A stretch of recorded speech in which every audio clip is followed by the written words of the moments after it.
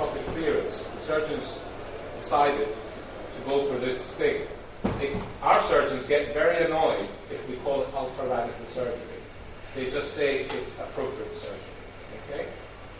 The average number of bowel resections is 3 in our department. Okay? Per patient. In an upfront, appropriate procedure. So sorry. What I noticed over the 3 to 4 years is at the beginning of this process, at any time in my ward, my inpatient ward, I had at least 5, 6, maybe 7 patients with either bowel obstruction or ascites admission. Now, on average, I have 1. And this has been achieved in a 3-year change where there has been implementation of multidisciplinary surgery. We now have a neoadjuvant rate, chemotherapy rate, of 15%. So 85% of our patients have total macroscopic clearance, well, 72% total macroscopic clearance, followed by adjuvant chemotherapy. We've almost stopped using neoadjuvant chemotherapy. Our mortality rate is actually comparable with most other centers. So we don't use the term, and we have no randomized data, but it is absolutely essential. In my mind, the medical oncologist, I think surgical quality is fantastically important. And the patterns of relapse, and it's not just my own opinion, there's a paper by Scambia, from Italy, which shows that the patterns of relapse in patients receiving upfront surgery versus neoadjuvant chemotherapy are very different. The patients receiving neoadjuvant are relapsing in a different way. This is all for future research, but in a sense, our centre's trajectory is much more to think about surgical quality and how we can get the evidence to show that that's beneficial. The last question is, what is the role of hiding in patients requiring ultra-radical surgery? Right. We don't do HIPEC. I'm not aware, Hani, is there any center in UK? It's very much American. There are quite a few studies, I think that goes to sort of mid-notice, isn't it, where a couple of American trials came out whether it's superior. Then I can't answer that question. We have a sort of, I don't know if it's already Professor Sugarbaker, who is probably the authority in that, and I'm really looking forward to his lectures. And I have to say, I personally don't have any experience with that, but they seems to be claiming that the results are better. And what, again, one has to be a bit cautious. What is the price to pay in terms of morbidity following that treatment? Thank you. If just to sort of wrap it up, I'm not on opposite side from Hani. I think I'm just a little bit more skeptical, a little bit more sort of, I want to see more data. And if the surgery is an answer, we need to put more resources in training the people to do that surgery. I don't want that sort of somebody come and say, well, it is for everybody, then everybody starts doing without training, and then we are in a bigger mess than where we are now. Thank you very much. Next speaker will be Professor Andreas Papadopolous. He is a consultant and the program director of Gyne-oncology Oncology West Kent Cancer Center in England, United Kingdom. His talk will be about familial ovarian cancer management options. Okay, thank you very much to the organising committee for inviting me here today, and thank you, Ahmed. I'm just changing over to my talk, and it's great to be here to talk to you today about the different management issues in familial ovarian cancer. And I've left a rather rainy London to come and speak to you, and I'm glad to say in the nice sunny Cairo. But familial ovarian cancer is something, for me as a consultant, I've been a consultant for over 10 years working in a cancer centre. It's something that at the beginning we didn't really think much about it, but over the last few years there's been a huge change in dealing with these types of family syndromes. We know a lot about the breast cancer gene. It's present and causes about 17% of women with ovarian cancer carry this gene. The risk of BRCA1 is slightly higher than for BRCA2. There's also the Lynch gene, the mismatch repair gene abnormalities, where ovarian cancer risk is about 10 to 12%. And then we have these site-specific ovarian cancers. If you have one family member, close family member, the risk about 4 to 5%. And 2 affected members, it goes up by double to 6% or so. But how do we see these patients?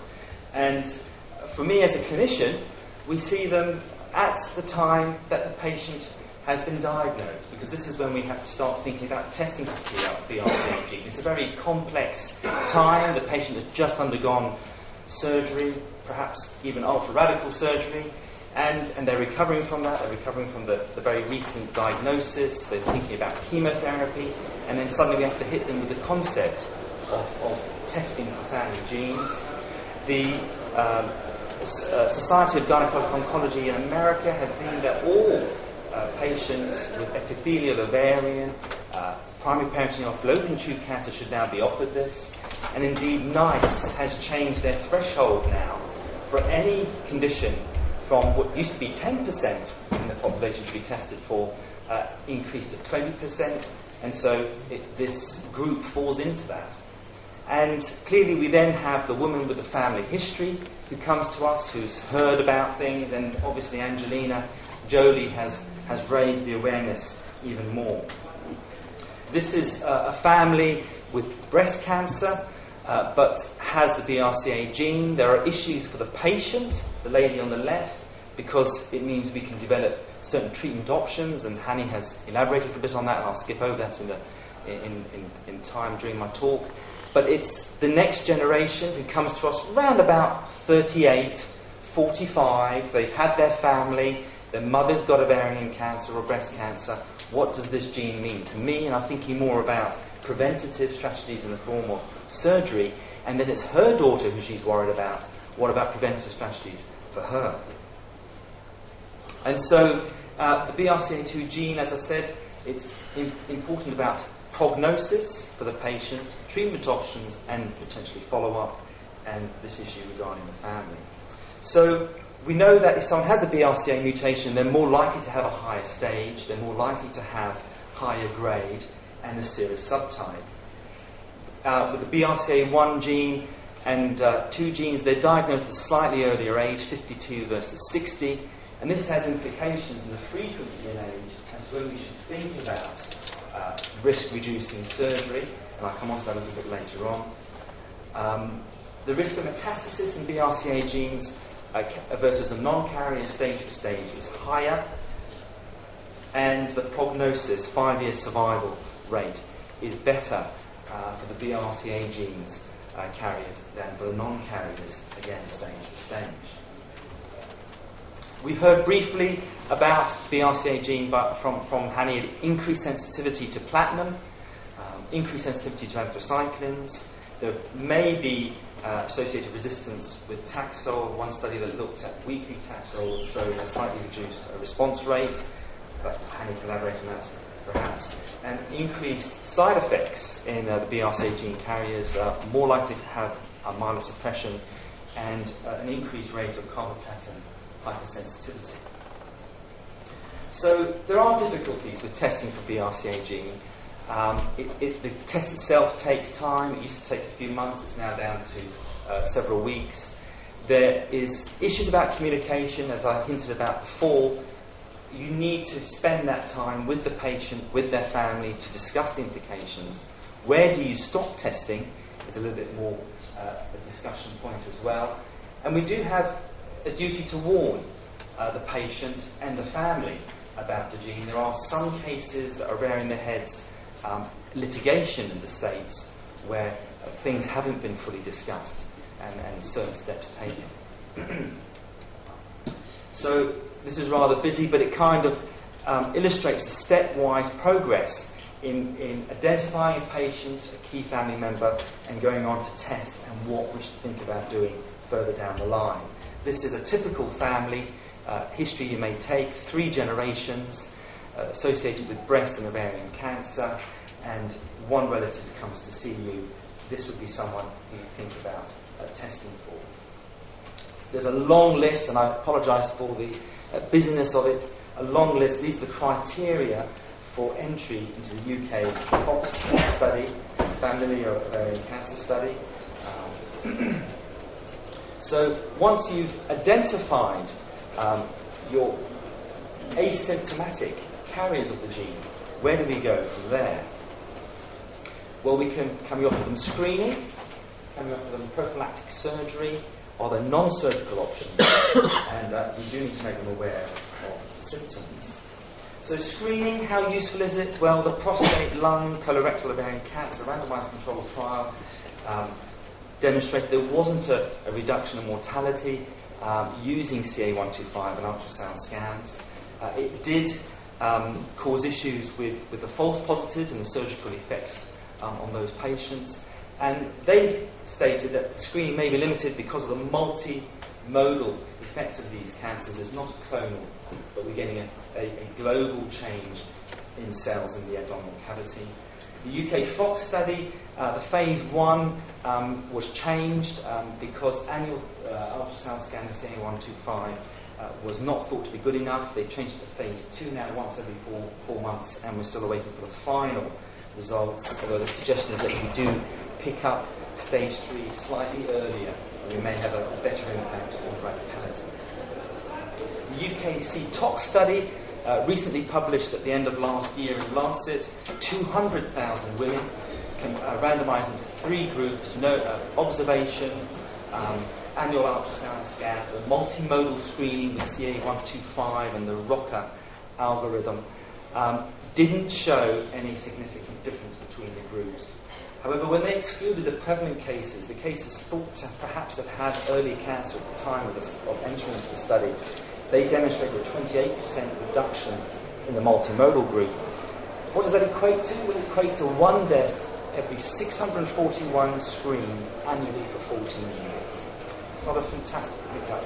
There's a lot of cost behind those investigations. The psychosocial aspect of the study, though, showed that screening did not raise significantly anxiety scores, but there is the issue about complications on surgery for benign disease, roughly about 3%. The incidence of surgery was much greater in the ultrasound-only group. So what about risk-reducing surgery? Well, after completion of family is the recommendation. But we have to discuss lots of different issues and things impact on that decision, the desire for fertility, the age of distribution within the ovarian cancer in the family, usually about 10 years before he gets cancer. Is there a personal history of breast cancer? What's their view about HRT and treatment afterwards? Generally speaking, due to the frequency and the incidence of ovarian cancer with the different genes, we advise early 40s for BRCA1 and mid-40s for BRCA2 periods.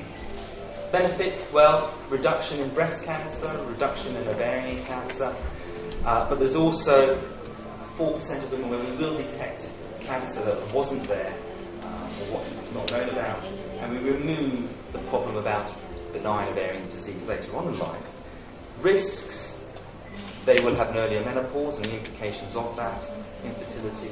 There is surgical complications with any surgery that we do, even though we are aiming for laparoscopic, and there is still the persistence of peritoneal cancer, about 4%. So risk-reducing surgery, all these patients should have an ultrasound scan with CA125 before, because you will pick up a potential malignancy in some of these cases. If you do, then obviously that means that so treatment, procedure should be laparoscopic.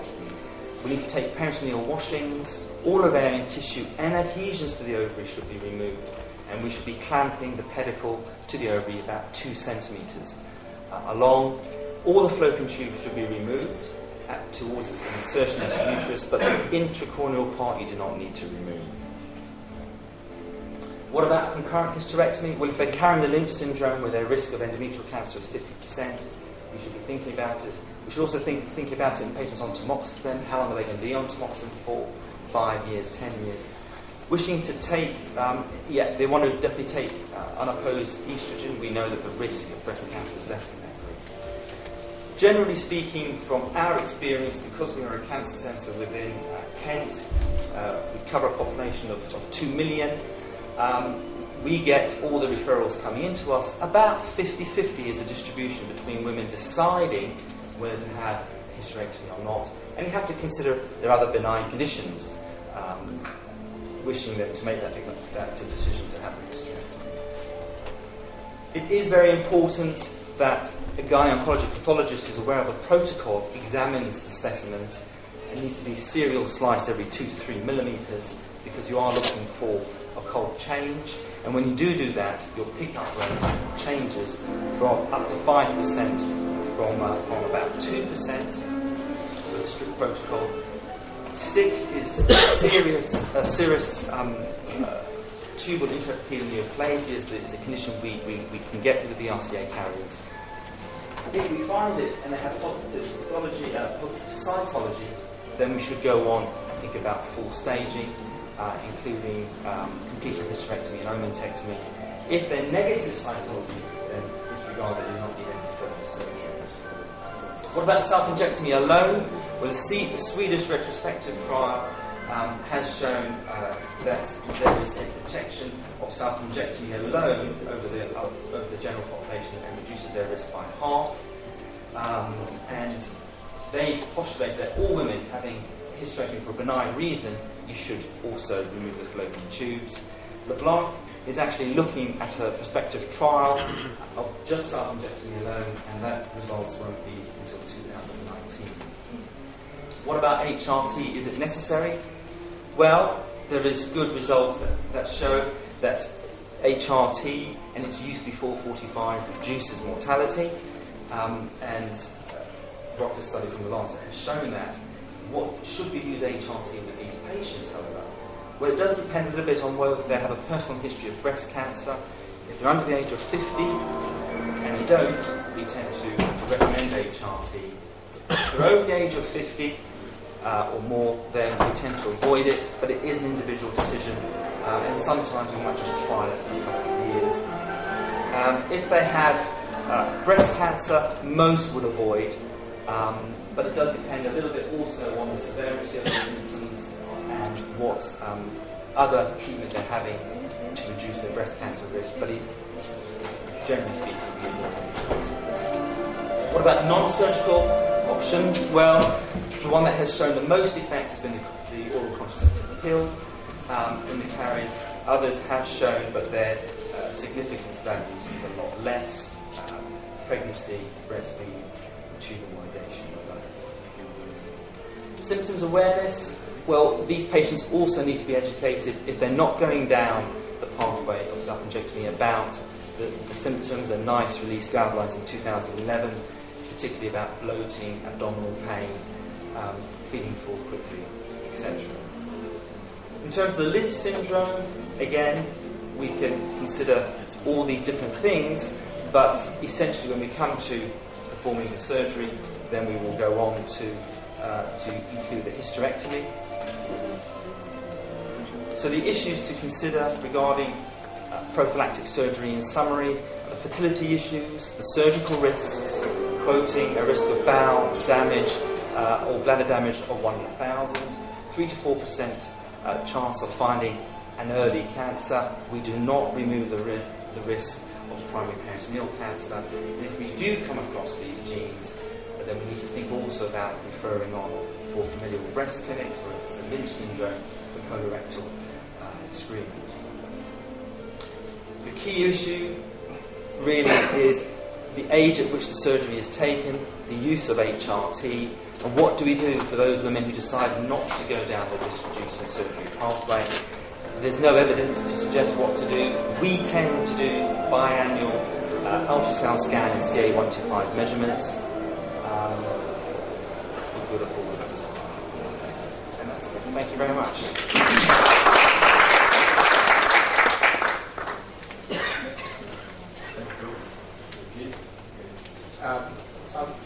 Quite off, controversial question.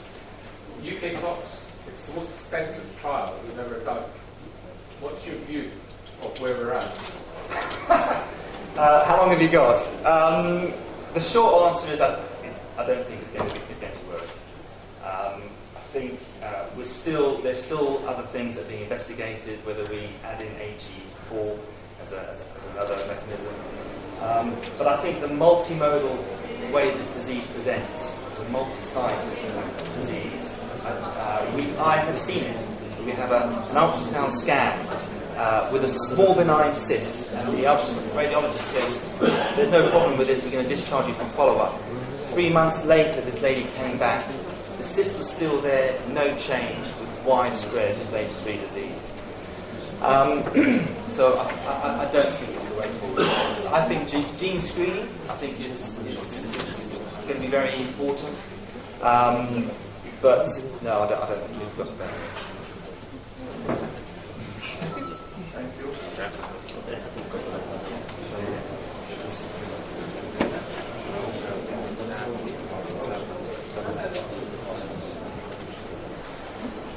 I have the pleasure and honor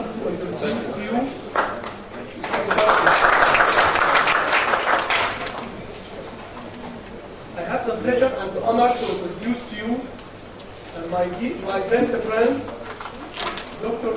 Professor Dr. Hrt Is, the past director of Gyne-oncology Oncology and Robotic Surgery, the Christie and University Hospital, South Manchester, United Kingdom. His talk is about the recurrent ovarian cancer management options. Thank you very much, my dearest friend and honorable colleague, Professor Muhammad Alawi. I'd like to welcome you all and welcome my dearest friends and previous mentors and colleagues, Professor Hani Gabra, Professor Omar Divaya, Professor Andreas Papadopolous, and all our colleagues and friends from all over Egypt. I'm going to talk to you about recurrent ovarian cancer, how we manage it. I'm going to concentrate on the surgical aspect of it, and hopefully we'll come with less controversial issues in the management of that disease, or in that context. These are the items of my presentation, and I do not have a conflict of interest. Ovarian cancer globally is still a problem, and it does not actually have a difference between developed and developing world. Particularly, it's less in incidence and prevalence in developing world. In Egypt, there was a publication in 2014 from the National Cancer Institute quoting the cancer incidence in Egypt in both males and females, and in terms of the ovarian cancer, it quoted an incidence of about 5.4 per 100,000 women. That's age-adjusted incidence. And the methodology of this trial, of this actually survey, was good. And as we can see here, as the age advances, the incidence increases. So age in itself is a risk factor for ovarian cancer. Women live longer, so they are more susceptible to get cancer, particularly ovarian cancer. The proportion of women younger than 50 years in Egypt, particularly, is approximately 45%, and that's to deal with the population pyramid of Egypt. We have a bulge of the population pyramid at the middle age. I think about 30% of the population less than the age of 20 years. Ovarian cancer is still a problem in the way that it is not discovered early, as we heard earlier today. 80% respond to surgery and chemotherapy. That's very good. But the problem is that 80% will relapse within 2 years. And sadly, those who relapse will die within a further of 2 years. And that's still the case. If we agree on some definitions, and I keep putting these slides in every ovarian cancer I present so that we are, aligned to the same terms. Primary cytoreduction or debulking surgery is the surgery when you do it at, the initial management of the ovarian cancer, the upfront surgery. Delayed primary surgery or debulking surgery, this is what the Americans call interval surgery. And in England, or in Britain, we prefer to say it's delayed primary surgery, and this is, I think, the correct term. whereby you have given neoadjuvant chemotherapy, you have not done any surgery, to call it interval surgery, and then you do delayed primary surgery. Secondary debulking surgery, that's surgery for recurrence, and this is the context of our talk today. Completion surgery, this is when we do fertility preservation staging, full staging laparotomy, but preserving the uterus and one ovary if there is a disease limited to one of the ovaries. And after the lady completes her family, you go back and maybe do laparoscopic hysterectomy and remove the other ovary as well, because you've removed everything, including lymph node sampling earlier. And we call that completion surgery. Second look surgery, where you this is discontinued now, and it was in the 70s and 80s, whereby you do your laparotomy, complete your adjuvant chemotherapy, and go back, look at the abdomen and see whether the patient has actually clinically, and take samples to confirm pathological complete response. And the interval debulking surgery is maybe it is right within the context of a patient being operated on first by a non-gynecological oncologist.